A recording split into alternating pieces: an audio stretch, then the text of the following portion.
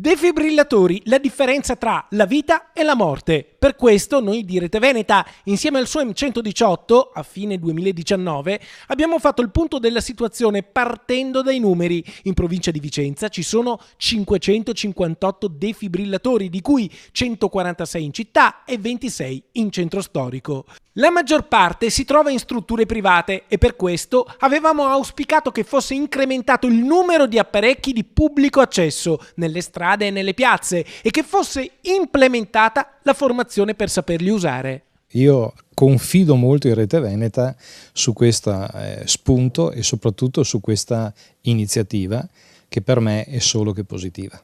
Oggi, dopo i nostri servizi, Confartigianato propone un progetto che risponde proprio alle istanze lanciate da Rete Veneta, grazie all'impegno dello Spisal, che investe gli introiti derivanti da multe elevate ad aziende non in regola con la sicurezza. In provincia di Vicenza, e quindi per le due USL, UL 7 Pedemontana e USL 8 Berica, sono arrivati più di 1.100.000 euro da destinare per progettualità di prevenzione, come in questo caso, quindi con una rete di defibrillatori o di formazione del personale. Con 110.000 euro a Vicenza verranno installati 25 nuovi defibrillatori nelle attività produttive e nelle zone frequentate al pubblico.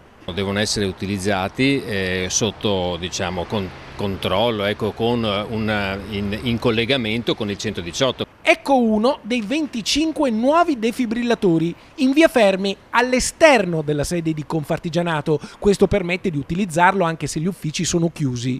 L'obiettivo è quello di far di Vicenza una città cardioprotetta. I defibrillatori verranno poi messi in rete in modo che i cittadini sappiano dove trovarli. Abbiamo fatto anche una convenzione con l'INAIL rispetto alla quale gli imprenditori che hanno questo strumento in azienda hanno una decurtazione di quello che è il premio INAIL, per cui diventa uno strumento aziendale ma poi messo in rete diventa uno strumento a disposizione di quella che è la sanità pubblica. I defibrillatori sono a disposizione della comunità.